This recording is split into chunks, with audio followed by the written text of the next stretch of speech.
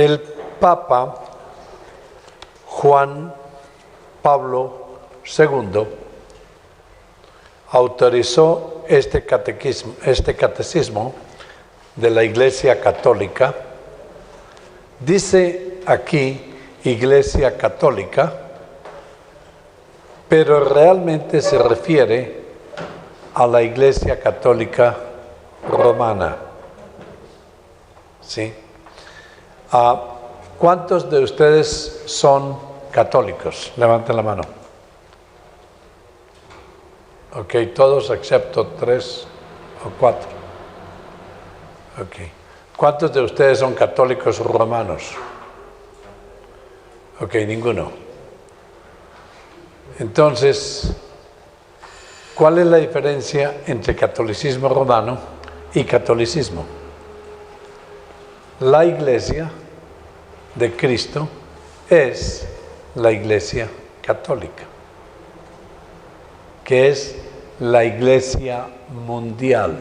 Es una sola Iglesia en todo el mundo. ¿Y quiénes son los católicos? Los católicos son los que creen en Cristo como único y suficiente medio de salvación. Confían en Cristo de que a través de la fe que el Espíritu Santo les dio, están convencidos que Cristo en absoluto pagó por todos sus pecados, pasados, presentes y futuros, y que Jesús es su único redentor, más nada más. Ellos son los católicos. Pero la Iglesia Católica Romana o el catolicismo romano cree esto más algo más. Cree que Jesús es el Redentor, pero no es el único Redentor. Jesús es el único intercesor entre Dios y los hombres, pero Jesús no es el único. Cree en la salvación por fe, pero no por fe solamente. Cree también en la salvación por la fe y las buenas obras que hace para salvarse. Entonces, la gran diferencia que existe es la diferencia entre la Iglesia Católica y el catolicismo romano. ¿Estamos de acuerdo? Por eso cuando decimos el credo, decimos creo en una sola Iglesia Católica Romana. No decimos eso. Decimos una sola Iglesia Católica, que se distingue de la romana. Los católicos romanos no dicen Iglesia Católica Romana, dicen Iglesia Católica. Pero la verdad es que es una Iglesia Católica Romana que se salió del catolicismo romano cuando el emperador Constantino, en el año 313, más o menos después de Cristo, les dio la autoridad de participar en el Imperio Romano. Y en efecto, Constantino fue el que citó algunos de los concilios, por lo menos los primeros concilios, y después de que formalmente se llama Iglesia Católica Romana. Pero, obviamente, cuando ellos se llaman Iglesia Católica Romana, es una contradicción, porque católica quiere decir universal. Pero si yo digo católico romano, o es católico o es romano, porque católico es un conjunto universal. Romano es un conjunto parcial, parte del conjunto universal. no puede ser lo mismo a la vez. Sin embargo, acá en el Catecismo de la Iglesia Católica Romana se establecen ciertas normas que determinan el valor del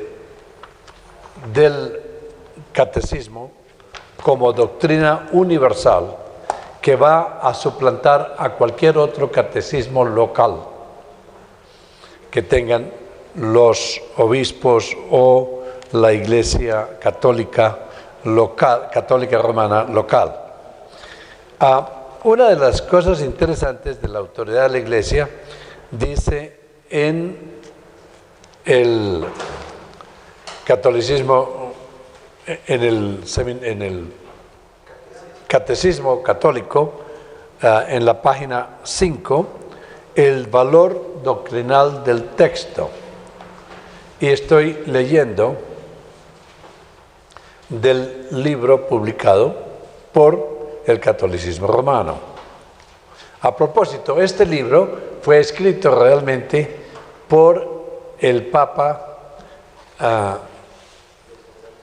que era antes, que reemplazó al Papa Juan Pablo II, que en esa época se llamaba el cardenal Ratzinger, que era el director de la Oficina de la Propagación de la Fe de Roma, y después se convirtió en el Papa después de Juan Pablo II. En la página 5 dice el Catecismo de la Iglesia Católica, que aprobé el 25 de junio pasado, estamos hablando de 1992, y cuya publicación ordeno hoy en virtud de la autoridad apostólica, es una exposición de la fe de la Iglesia y de la doctrina católica, atestiguadas o iluminadas por las Sagradas Escrituras, la tradición apostólica y el magisterio eclesiástico. ¿Sí? ¿Está eso claro? Yo no estoy diciendo esto de una forma personal, estoy leyendo lo que dice en el catecismo, y ustedes lo tienen. ¿Qué quiere decir eso? Eso quiere decir cuál es la autoridad con la cual el Papa habla. Y él dice que la autoridad son tres: la Escritura, la tradición apostólica y el magisterio de la Iglesia. Dice además que la tradición, el magisterio de la Iglesia y las Escrituras son iguales, y la una no se puede sostener sin la otra. Dice en el número 82,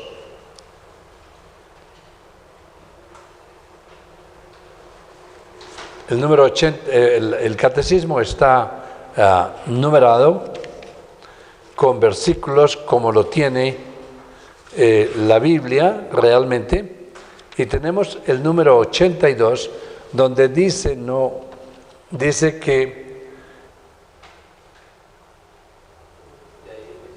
como resultado la Iglesia, a quien se le dio la autoridad de la interpretación de la revelación, no deriva su seguridad acerca de toda la verdad revelada de las Escrituras solamente. Ese es el número 82, ¿correcto? ¿Eso es lo que dice ahí? Bueno, y en el número 85 dice: el trabajo que se le ha dado de la auténtica interpretación de la palabra de Dios, ya sea escrita o en forma de tradición, ha sido encargada al Ministerio de Enseñanza de la Oficina de la Iglesia, que es una oficina viva y es dada solamente a la Iglesia, alone. Entonces, tenemos varios problemas.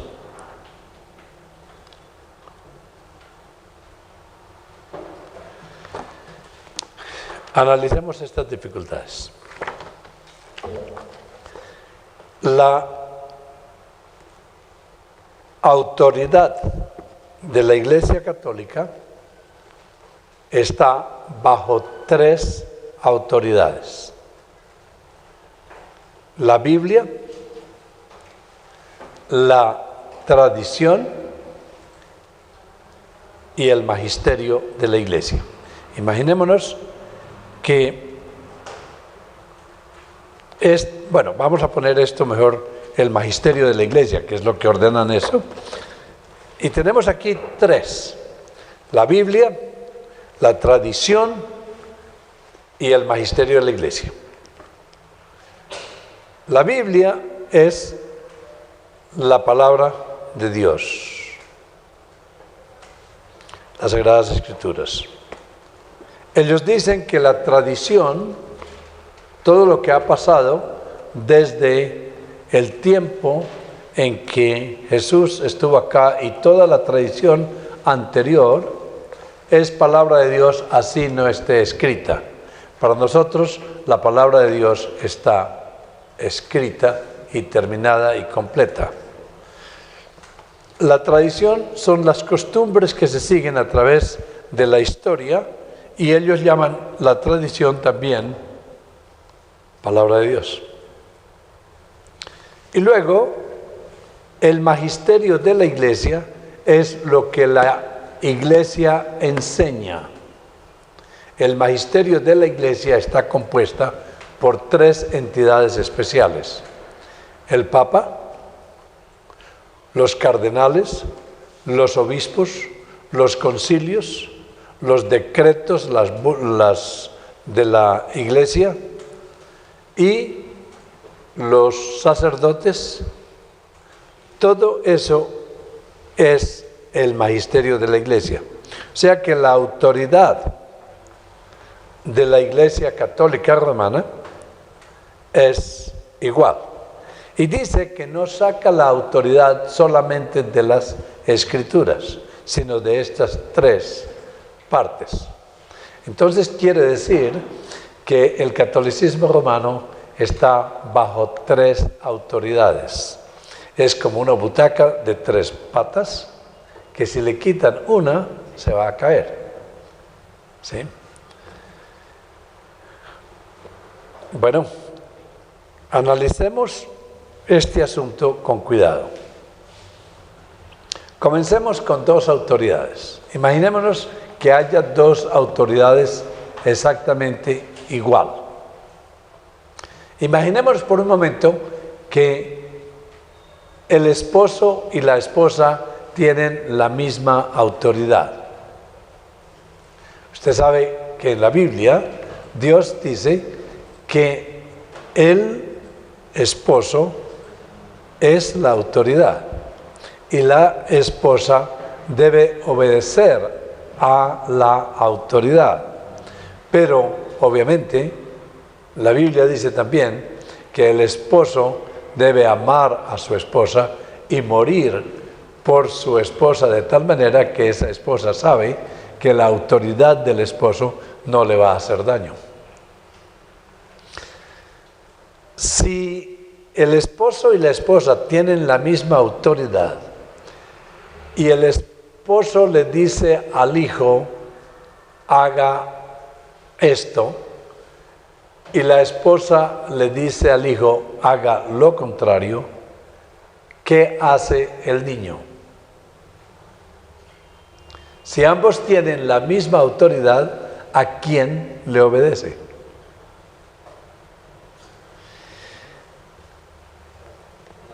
En el caso de la tradición y la escritura, si la escritura y la tradición tuviesen la misma autoridad, entonces, ¿qué hacemos cuando la tradición y la escritura dicen algo contrario? La Biblia dice claramente que la salvación es a través de la fe en Cristo. Pero la tradición dice que la salvación es a través del bautizo de agua. Un niño nace y se hace bautizar, o lo hacen bautizar, y el niño queda salvo en la Iglesia Católica Romana. Usted sabe eso, ¿no es verdad? Pero la Biblia dice que no, que la salvación es a través de la fe en Cristo solamente. Entonces hay tensión. Otra tensión, por ejemplo, es la Biblia dice que no hay nadie, absolutamente nadie humano que no tenga pecado. La tradición y el magisterio de la Iglesia dicen que no, que hay una persona que nació sin pecado. Pero la Biblia en Romanos 3, 10 hasta el 22 dice que no hay ni siquiera uno, no hay ni uno. La tradición y el magisterio de la Iglesia dice que sí, que hay una persona que nació sin pecado, vivió sin pecado y murió sin pecado, aparte de Cristo. Parece que hay una tensión ahí, ¿no es verdad? Tercero, otro ejemplo, la Biblia dice que todos hemos nacido con el pecado original, y no solamente nacido con el pecado original, sino hemos nacido espiritualmente muertos, sin ninguna habilidad de buscar a Dios.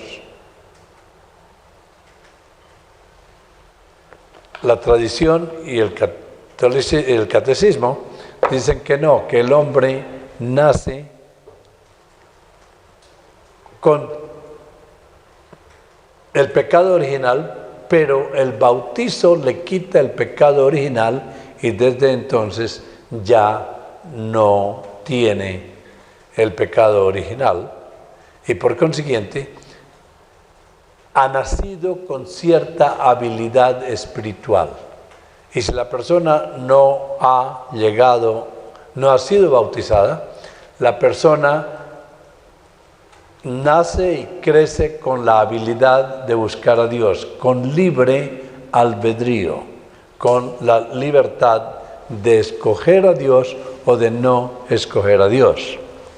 La Biblia dice claramente en el Evangelio de Juan, capítulo 6, versículo 44, que nadie puede llegar a Cristo, nadie, al menos que el Padre lo traiga. Debe haber una condición esencial para que una persona pueda ser salva. Y seguimos viendo cantidades de contradicciones entre las dos, entre las tres. Entonces, ¿qué hacemos? Llegamos a la conclusión de que si estas tres autoridades son exactamente iguales y ninguna de estas se puede sostener sin las otras, sin la otra, la pregunta es, ¿qué hacemos con la autoridad cuando las autoridades se contradicen?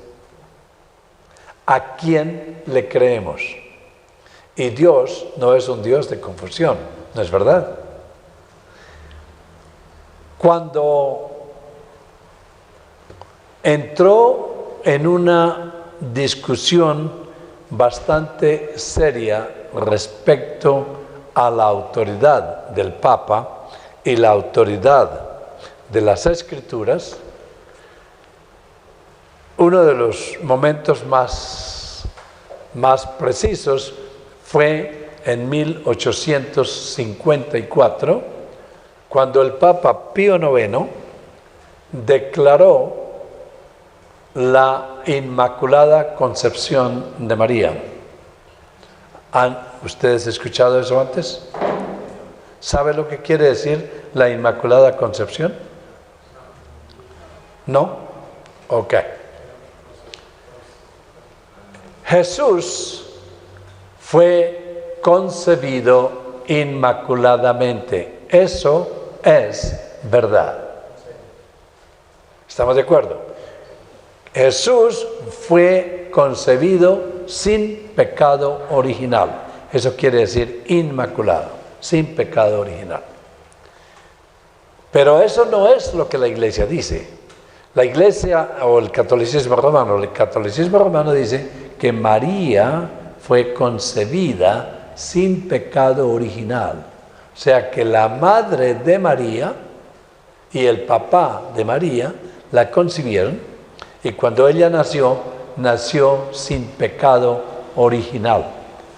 La Biblia dice en 3:10 que no hay ni un solo humano que no tenga pecado, excepto el Señor Jesucristo. Entonces, declaró como dogma de fe la Inmaculada Concepción de María, indicando que ella nunca pecó y vivió sin pecado y murió sin pecado y no esperó por los Tesalonios 2, donde dice que todos los que mueren en Cristo o no en Cristo, el último día van a resucitar. Y los que mueren en Cristo tienen que esperar por el regreso de Cristo para encontrar a Cristo en el aire, ¿no es verdad? Eso dice Tesalonicenses. Pero la autoridad de la Iglesia y la tradición dice que no, que María, la madre de nuestro Señor Jesucristo, a quien amamos, ella no tiene nada que ver con esto. Estas son errores de una organización, no son errores de María. María sigue siendo la bella María, la madre de nuestro Señor Jesucristo, que estuviera súper disgustada si ella supiera cómo la están utilizando para estas cosas. Entonces, algunos teólogos, inclusive católicos romanos, fueron a la oficina del Papa y dijeron, bueno, eso contradice realmente la Biblia y también contradice la tradición. No está ni en la Biblia ni en la tradición. Entonces, ¿qué hacemos? El Papa contestó de esta manera: yo soy la tradición, entre comillas. Ese problema continuó, no se paró ahí, no se quedó ahí, continuó, y obviamente, como el Papa no era infalible en ese momento, entonces el mismo Papa Pío XII en 1870 fue declarado inerrante, infalible. Y eso, si el Papa es infalible, entonces el Papa no se equivoca. Y si el Papa dice algo que contradice las Escrituras, como en este caso, pues hay que creerle porque el Papa es infalible. ¿Estamos de acuerdo? Entonces, ¿qué pasa? Aunque el catecismo dice que recibe la instrucción de las tres autoridades, como lo acabamos de leer en la introducción del catecismo, dice nuevamente que recibe la autoridad en la página 5, número 4, dice la autoridad de la Sagrada Escritura, la tradición apostólica y el magisterio eclesiástico. Entonces eso quiere decir que para el catolicismo romano, la Biblia, la tradición y la autoridad de la Iglesia son iguales. Pero cuando tratamos de obedecer, se necesita una autoridad suprema. Y esa autoridad suprema se convirtió entonces en la autoridad del Papa, del magisterio de la Iglesia. Entonces, cuando hablamos de autoridad, el catolicismo romano tiene tres autoridades, que en el catecismo dice que son iguales, pero en la práctica dice que no son iguales. Porque si el Papa dice, yo decido eso, esté o no esté, entonces quiere decir que el Papa, los obispos y los concilios se convierten en la suprema autoridad. Y esta es la autoridad del catolicismo romano. El magisterio de la Iglesia, la tradición de la Iglesia y acá las Escrituras. Esa es, por debajo están las Escrituras, luego la tradición y la suprema autoridad es el magisterio de la Iglesia, porque como ustedes leyeron en el número 82 y 85 que leímos del catecismo, ¿sí? Dios le ha dado a la Iglesia la suprema autoridad de interpretar las Escrituras. La autoridad en las iglesias bíblicas es la misma, pero es de esta manera. Al contrario, la suprema autoridad son las Escrituras. La tradición y la historia sí tienen autoridad, siempre y cuando se sometan a la autoridad de las Escrituras. Y la Iglesia, por supuesto, tiene autoridad, siempre y cuando se someta a la suprema autoridad de las Escrituras. ¿Hay alguna pregunta? ¿Está claro esto? Sí. Entonces,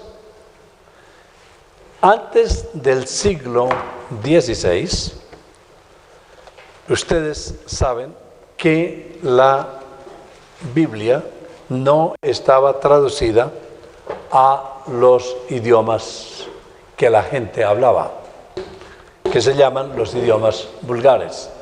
Estaba traducida solamente al latín, porque la Biblia originalmente estaba en griego, en hebreo, en arameo y en otros idiomas que no eran conocidos por el pueblo.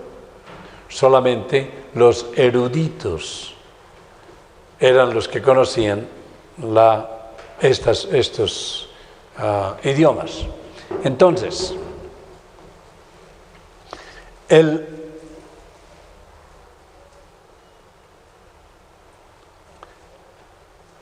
las personas que no conocían la Escritura, porque no la tenían para leerla, nunca podían comprobar qué es lo que la Escritura decía.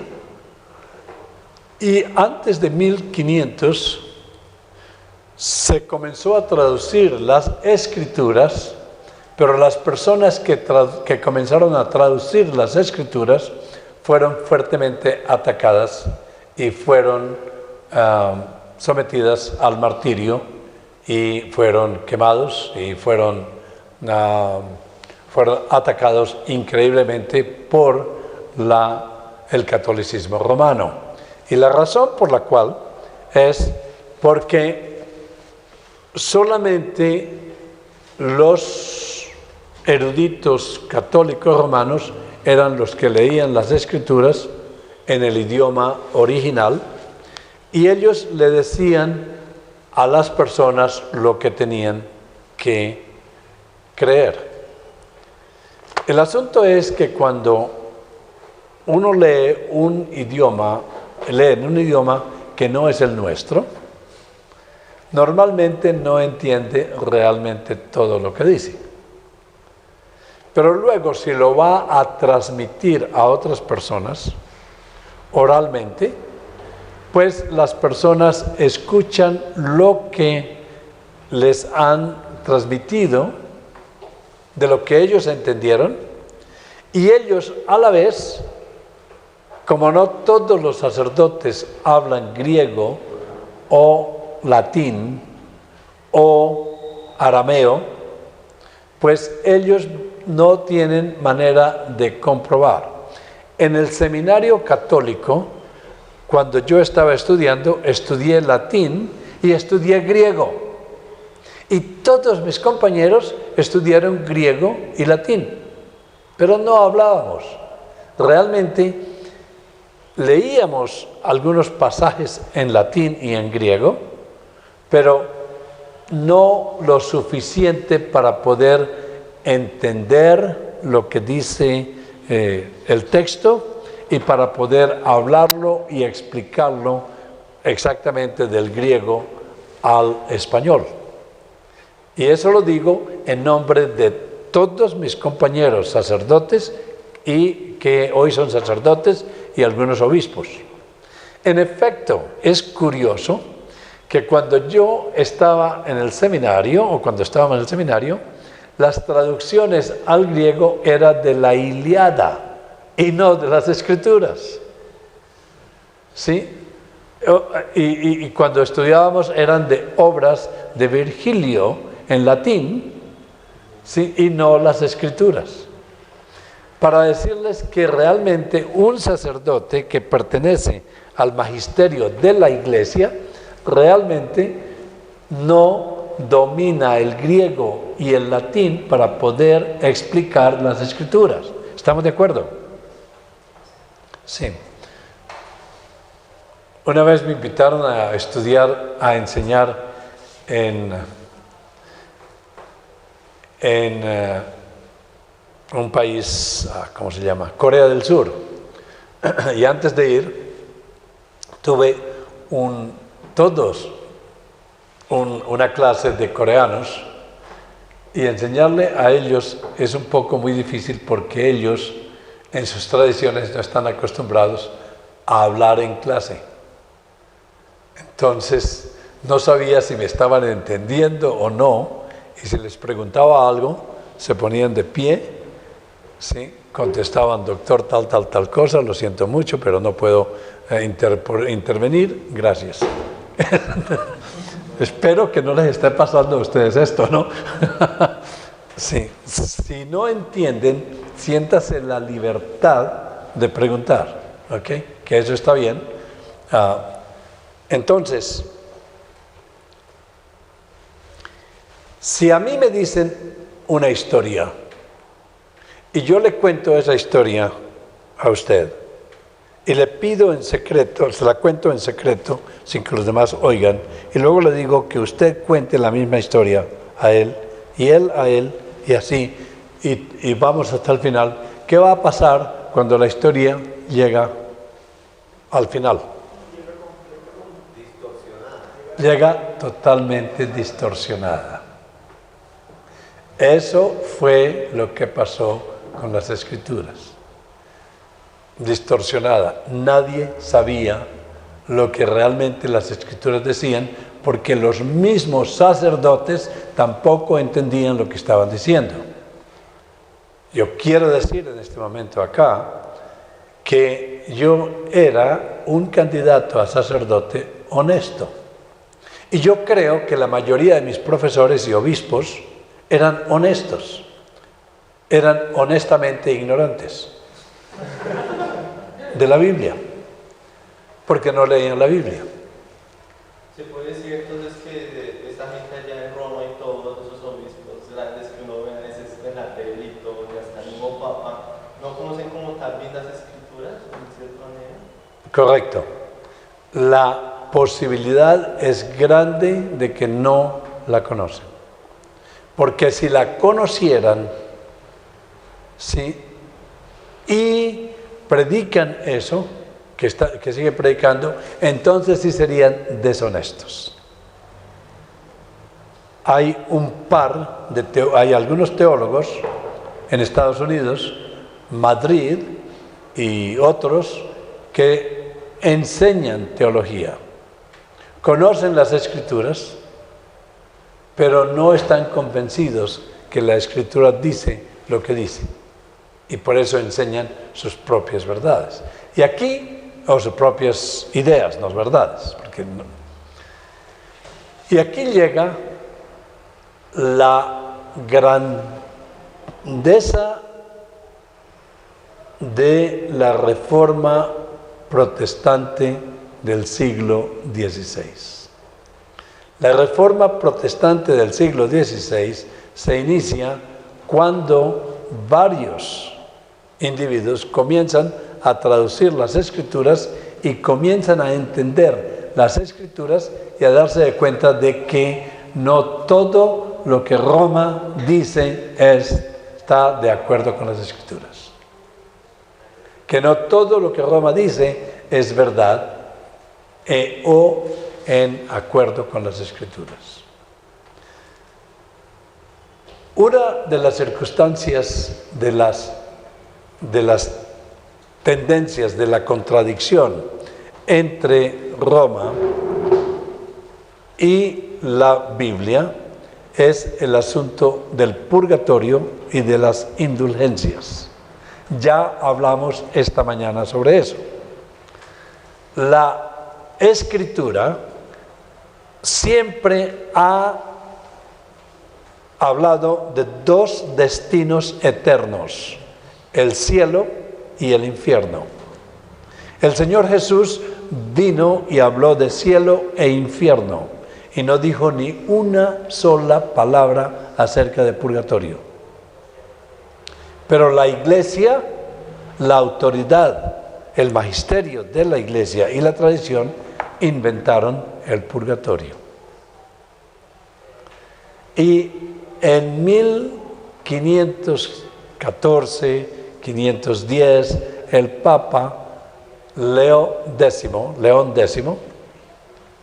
que estaba tratando de obtener suficiente dinero para edificar la Basílica de San Pedro y reedificar a Roma, impuso las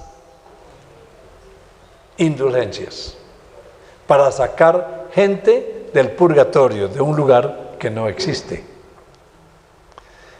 Entonces, esa idea llegó a Alemania, donde estaba un monje, Martín Lutero, y no voy allá porque ustedes conocen toda la historia de Martín Lutero, y él llegó predicando que cuando las personas botaban el dinero al lugar donde estaban recibiendo las monedas, en el momento que la moneda hacía el ruido sobre la vasija donde se recibía la moneda, las almas saltaban del purgatorio e iban al cielo.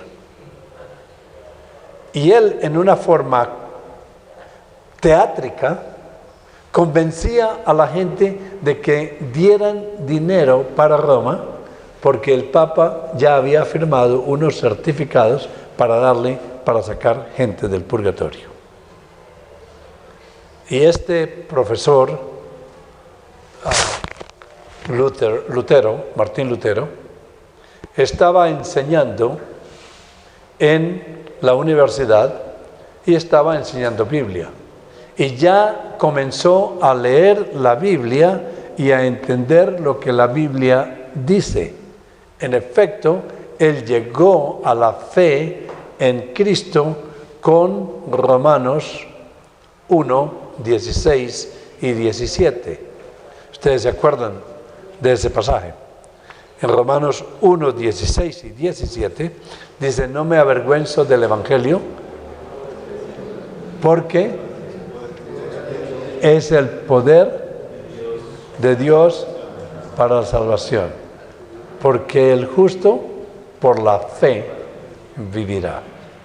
Él descubrió en ese momento, y analizando los escritos de Agustín, que la justicia de Dios es en realidad la santidad de Cristo, que es dada a todos aquellos que creen en Cristo como único suficiente medio de salvación.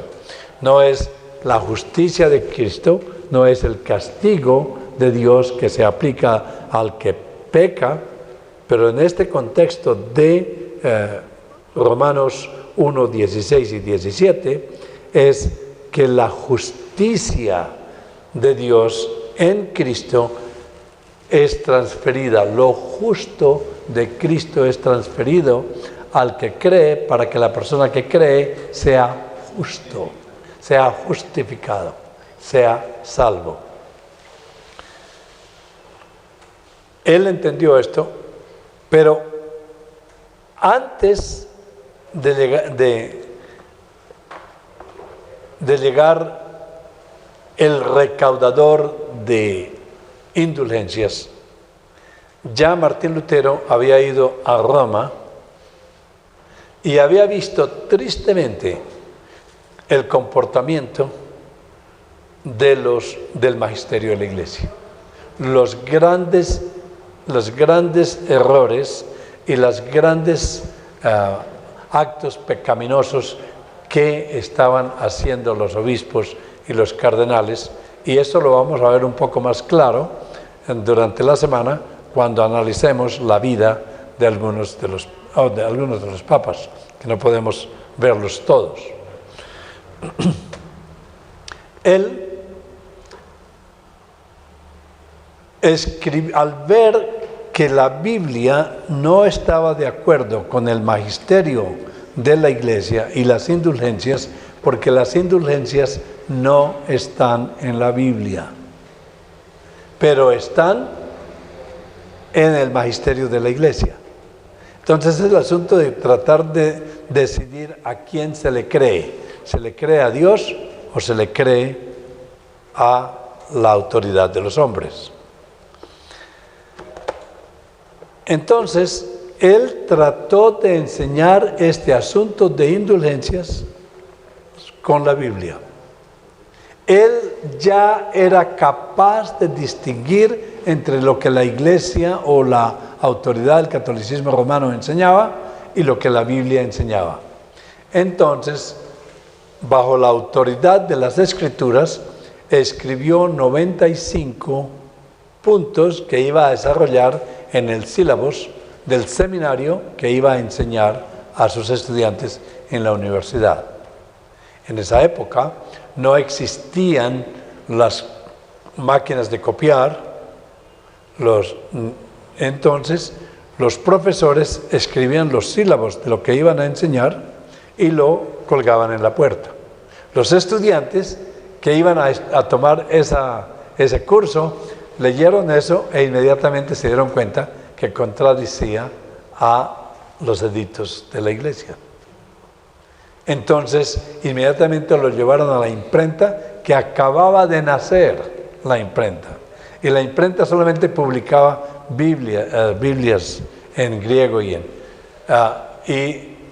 en latín, pero nunca se había publicado nada así como un libro o una tesis. Y ellos publicaron esto porque vieron que era altamente revolucionario. Y obviamente ustedes saben la historia. El Papa y el magisterio de la Iglesia le pidieron a Martín Lutero que cambiara esa idea, que no hablara de estas cosas, porque era contradictorio con la Iglesia. Y realmente él trataba de demostrar con la Biblia de que habían contradicciones. Entonces, se organizó como un pequeño juicio donde los mandatarios de Roma, las cortes, los principados y los reyes se unieron bajo la petición del príncipe de Alemania para que Martín Lutero viniera a responder por sus escritos para decidir su vida frente a lo que había escrito. Lo trajeron y le pusieron todos sus escritos frente a él y le dijeron: Martín Lutero, usted se retracta de lo que usted escribió.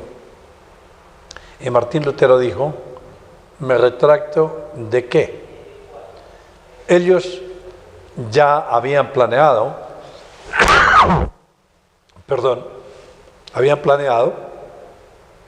que esta reunión no era para un debate, sino era solamente para que él se retractara bajo el peso de la autoridad de Roma y de los distintos príncipes de Europa.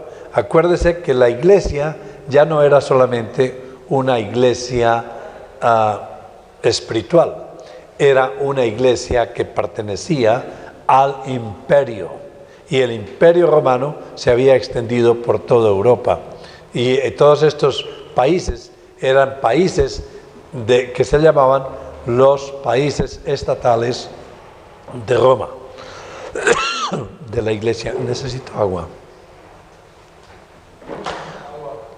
Entonces entró Martín Lutero y le dijeron: se recanta, se retracta de lo que usted escribió.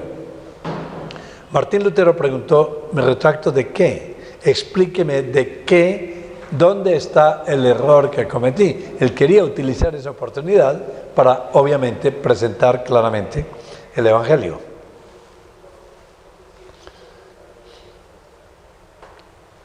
Él dijo: necesito 24 horas. ¿Qué dijo Martín Lutero? Necesito 24 horas. Hable claro, hable alto. Martín, ¿qué has dicho? Necesito 24 horas. Le dieron las 24 horas y él volvió nuevamente a la cárcel. Y en la cárcel, él pasó toda la noche orando, gritándole a Dios que le ayudara en este aspecto. Y no solamente oró, sino continuó por toda la noche escudriñando las Escrituras para saber si realmente estaba equivocado. Y pidiéndole a Dios si tenía él la obligación de respetar más a los hombres que a Dios. ¿Se acuerdan que leímos en Gálatas? Y cuando llegó nuevamente, toda la corte nuevamente se unió, la regalía de Europa, los príncipes, las coronas, y entró Martín Lutero nuevamente. Y le dijeron: ok, Martín Lutero, se retracta de lo que dijo. Y él dijo: ¿de qué? Ya pasamos por ahí ayer. No se trata de un debate. Entonces él se quedó parado, miró a todo el mundo y dijo con toda humildad y con toda seguridad palabras como estas. En este momento las sé en inglés, pero a lo mejor en español no me acuerdo bien. Pero dijo algo como esto: no puedo retractarme, porque mi conciencia está presa por la palabra de Dios. E ir en contra de la conciencia y de la palabra de Dios no es bueno ni es correcto. Aquí me quedo. Él sabía que lo iban a matar. Él sabía que, de acuerdo con la tradición de todos los que habían traducido, de muchos de los que habían traducido las Escrituras, los habían martirizado. Él sabía que le iba a pasar esto.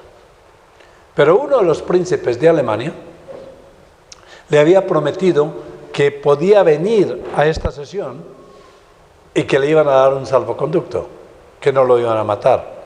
Pero en realidad sí lo iban a matar. Cuando salió de esta corte, uno de los príncipes de Alemania lo secuestró y lo llevó a su palacio por algún tiempo, suficiente tiempo para que Martín Lutero tradujera el Nuevo Testamento.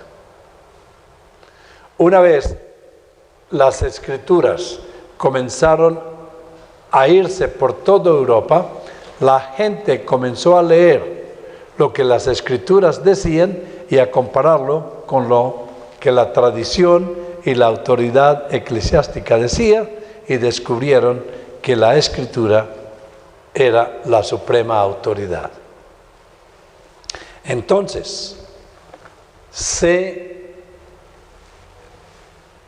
hizo una proclamación especial que es la base de la Reforma Protestante del siglo XVI. Y se llaman las solas de la Reforma Protestante del siglo XVI. La primera sola, que quizá es la más importante, es sola Escritura. Como la gente hablaba en latín, la proclama se hizo en latín y hoy en día se conserva en latín. ¿Qué quiere decir sola Escritura? Quiere decir que la Escritura es la suprema autoridad.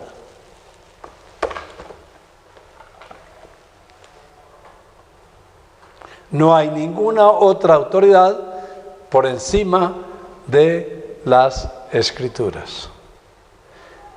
Y se desarrolló la doctrina de sola Escritura, que la veremos esta semana. No tan completa como lo vieron en bibliología, pero tenemos que hacer referencia a sola Escritura. Sola Escritura quiere decir que la Escritura es la suprema autoridad, es inerrante, no tiene errores, no tiene ni un solo error, es infalible, no dice nada incorrecto, no es absoluta autoridad y es palabra de Dios. Y es no solamente sola Escritura, pero es tota Escritura. Tota significa total, completa. La Escritura está escrita y está terminada. No se le puede agregar ni quitar nada. La Escritura da testimonio por sí misma de que es la absoluta verdad. Y la Escritura, desde el Génesis hasta el Apocalipsis, es la suprema autoridad. Si una persona sueña algo y dice que eso fue una revelación del Espíritu Santo, pero ese sueño está totalmente contrario a la Escritura, no se puede aceptar. Si una persona llega y le dice a alguien Dios me dijo lo siguiente, o el Espíritu Santo me habló, no le crea, porque la doctrina de sola Escritura está bien claro de que si no está en la Escritura, no es verdad. Si a alguien se le ocurre hablar en lenguas y dice cosas que no están en las Escrituras, no se le puede creer. Si alguien habla en lenguas y otra persona interpreta, nunca sabemos si el intérprete dice la verdad, pero la forma más correcta de la doctrina de sola Escritura es decidir que más allá de las Escrituras no hay ninguna otra autoridad ni ninguna otra revelación. Toda la revelación que Dios intentó que nosotros obedezcamos está plasmada en las Escrituras. En efecto, cuando Satanás tentó al Señor Jesús, Satanás usó las Escrituras. Escrito está. ¿Sí? Y el Señor Jesús le contestó ¿con qué? Con las Escrituras. También está escrito. El Señor Jesús las 3 veces le contestó con las Escrituras. Y siempre, siempre es la única, la suprema autoridad. Escuche bien claro que no he dicho la única autoridad. He dicho la suprema autoridad. Porque no podemos negar que la tradición tiene autoridad. En la tradición es donde se menciona por primera vez la palabra Trinidad. La palabra Trinidad no está en las Escrituras. Pero aceptamos de la tradición la palabra Trinidad porque la Trinidad, Padre, Hijo y Espíritu Santo, está plenamente revelada en las Escrituras. ¿Sí? A usted le hubiera gustado ser Juan el Bautista, estar frente a la Santísima Trinidad, oyendo al Padre decir: este es mi Hijo muy amado. El Hijo ahí presente y el Espíritu Santo bajando en forma de paloma. O sea que, pero la Escritura de por sí nunca dice la palabra Trinidad, la palabra como tal. Jesús realmente no dijo en una forma afirmativa: yo soy el Hijo de Dios. No lo dijo. El Hijo del Hombre soy, sí, pero no dice yo soy el Hijo de Dios. Pero dio suficientes discursos sobre él siendo el Hijo de Dios que no necesitaba decir estas palabras textuales: yo soy el Hijo de Dios. Solamente en Juan 10, 30 o algo así dicen: si ustedes dicen que es tal y tal cosa acerca de los hijos de Dios, ustedes se asustan porque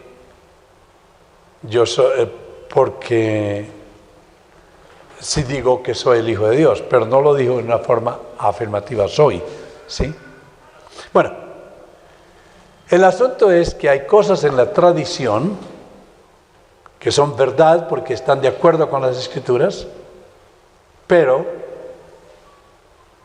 cualquier cosa que haya en la tradición que no esté de acuerdo con las Escrituras no es infalible. Y la autoridad de la Iglesia tendrá autoridad. Claro que tiene autoridad siempre y cuando la autoridad de la Iglesia se someta a la autoridad de las Escrituras. Si la Iglesia dice algo contrario a las Escrituras, no tiene autoridad, porque la autoridad suprema es la Escritura.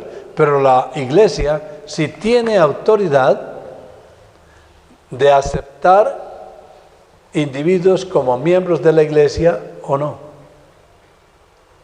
La Iglesia sí tiene autoridad de ejercer la disciplina de la Iglesia. La Iglesia sí tiene autoridad de efectuar los sacramentos. El sacramento del bautismo y el sacramento de la Santa Cena. Si la Iglesia tiene autoridad para ejercer la disciplina de la Iglesia sobre aquellos que se llaman cristianos, pero no lo demuestran y viven en pecado amplio, y la Iglesia tiene la autoridad y la obligación de disciplinar y excomulgar a aquellas personas que no se someten a la autoridad de las Sagradas Escrituras. Bueno,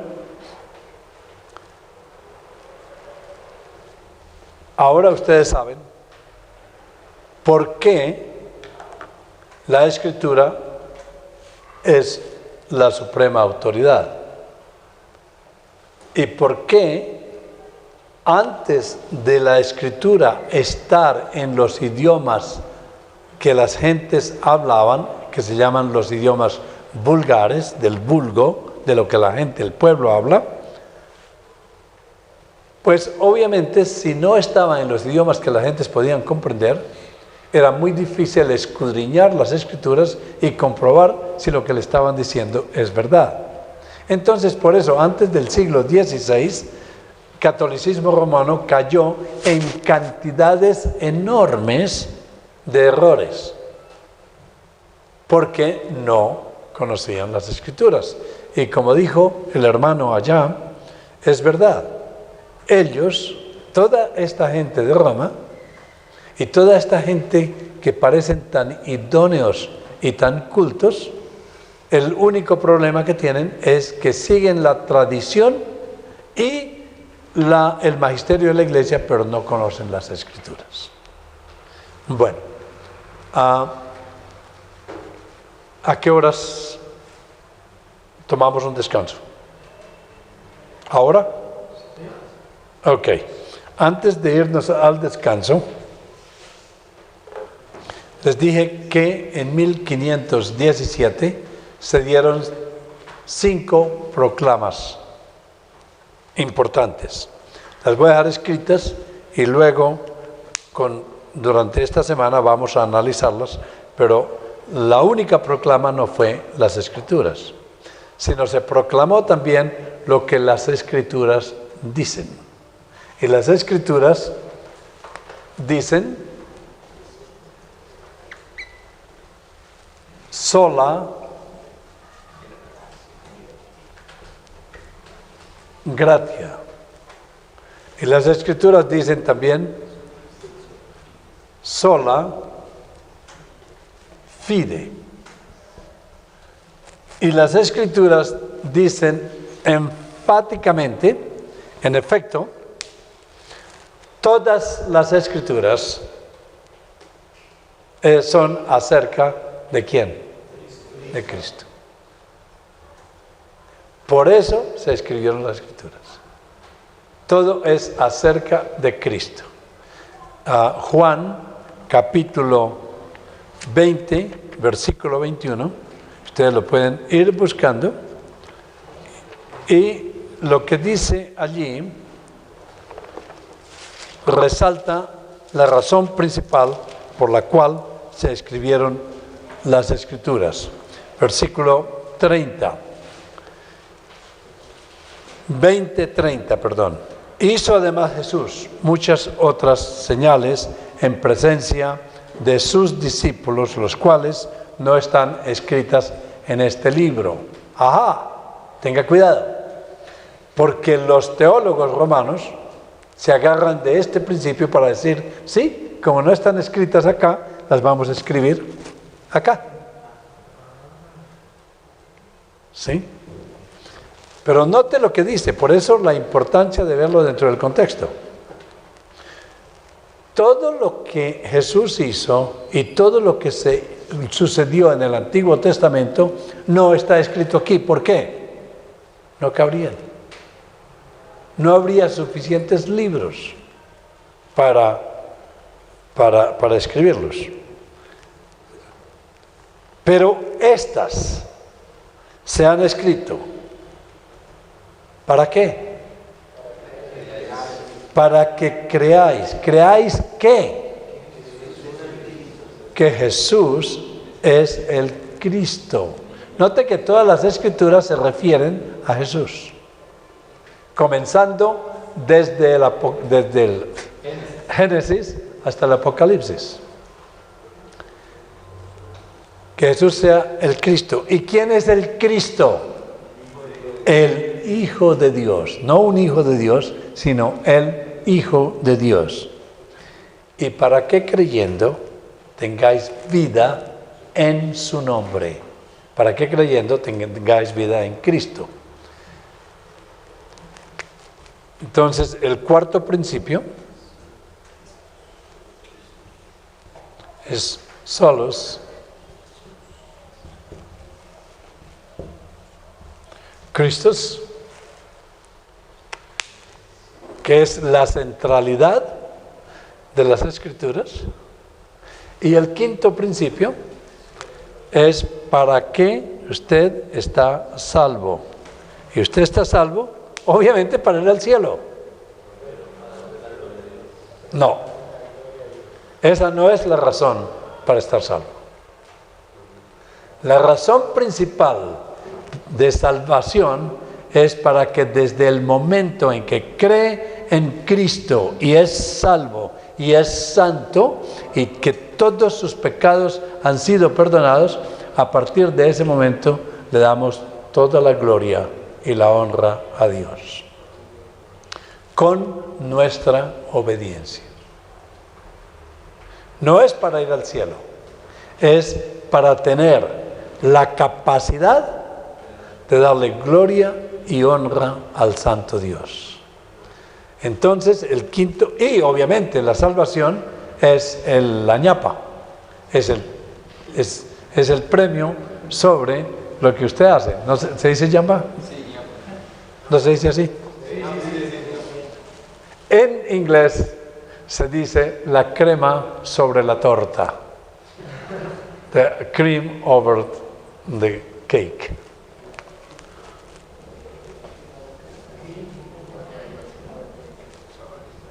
The ice is on the cake. Soli Deo.